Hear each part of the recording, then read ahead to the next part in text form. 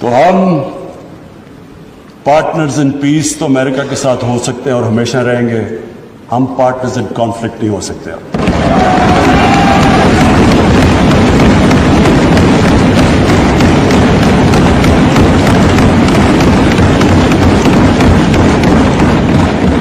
जो कौम अपनी इज्जत नहीं करती, दुनिया उसकी इज्जत नहीं करती। हमें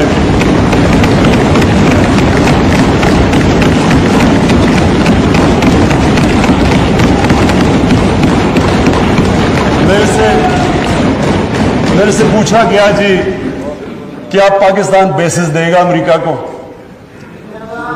पर देखिए मैं अगला सवाल तो उससे ये पूछूं कि जब हमने इतनी सर्विस दी, 70,000 लोग हमारे गए, $150 अरब हमने अपने मुल्क का नुकसान कर दिया, क्या उन्होंने हमारी तारीफ की? क्या उन्होंने एक्नॉलेज किया कि कितनी कुर्बानी दी है पाकिस्तान ने? कोई दुनिया में मुल्क है जिसने किसी और के लिए इतनी कुर्बानी दी हो?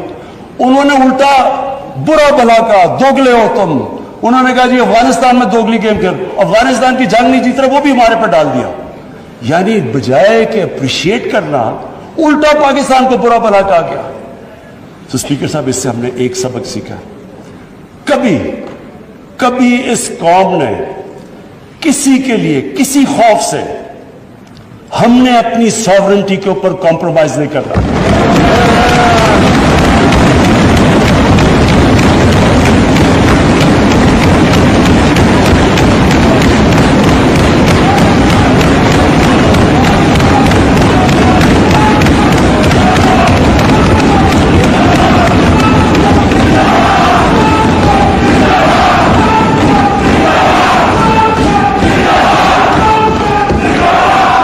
मेरी तरह का आदमी जो कहता गया कि ये गलत हो रहा है, मुझे तालिबान खान बना दिया।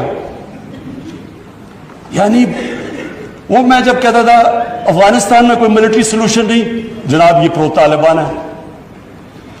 वो जो पीरियड था, असद कैसर साहब, स्पीकर साहब, हमारी तारीख का सबसे, मैं अगर मेरे से कोई पूछे, सबसे स्याह वक्त था।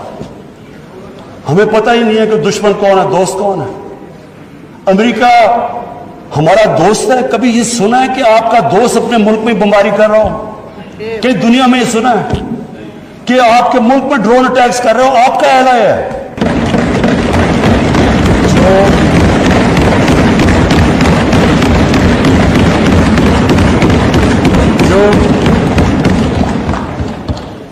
जो अल्लाह के सामने झुकता है वो किसी इंसान के सामने नहीं झुकता, चाहे वो रोमन एम्परर हो और चाहे वो पर्शियन एम्परर हो। और कौन सोच रहा था कि वही जो बड़े एम्पायर्स थे, सुपर पावर्स थी, वो देखते थे यार वो देखे, ये तो आज तो मॉडर्न डे है, उन दिनों में तो ऊंट की ट्रेवल थी, तो सोचें कि इतनी तेजी से वो कैसे कोलैप्स कर गया। देखिए जो ला इलाहा इल्लल्लाह है ना, वो इंसान में गैरत देता है, और गैरत के बगैर ना कोई इंसान बड़े काम करता है, ना आज तक कौमी गैरत के बगैर कोई मुल्क उठा है।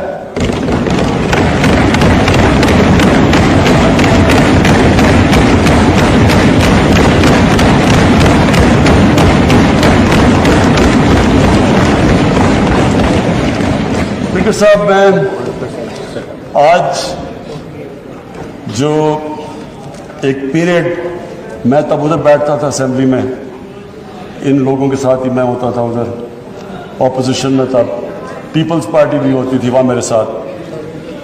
तो एक हमने एक मुल्क ने फैसला किया कि अमेरिका की वॉर ऑन टेरर ज्वाइन करने का। मैं आज इसके ऊपर इसलिए बात करना चाहता हूं कि ये मैं बड़ा, अगर मेरी सारी जिंदगी में जो मैं सबसे ज्यादा पाकिस्तानी होते हुए हमने फैसला किया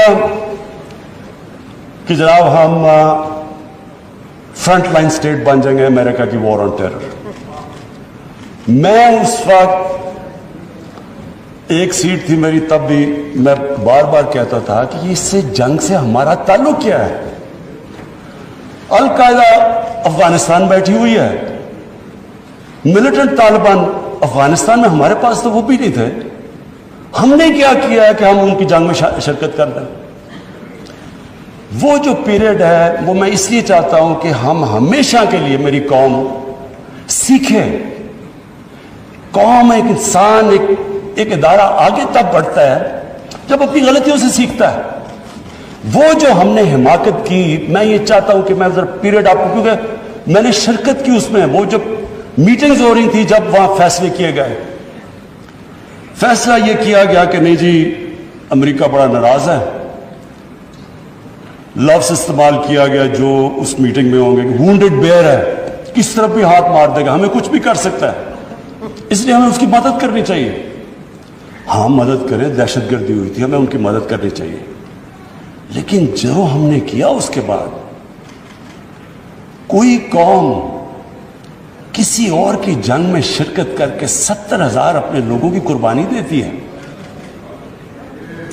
$150 अरब अपने मुल्क से, उससे भी ज्यादा गया होगा, हमें पता ही नहीं है, क्योंकि यहां तो कोई क्रिकेट टीम नहीं आती रही, इन्वेस्टर ने कहा ना पाकिस्तान, यहां तो मुल्क को उन्होंने कह दिया the most dangerous place in the world. तो हमने जो वो कहते रहे हम करते गए।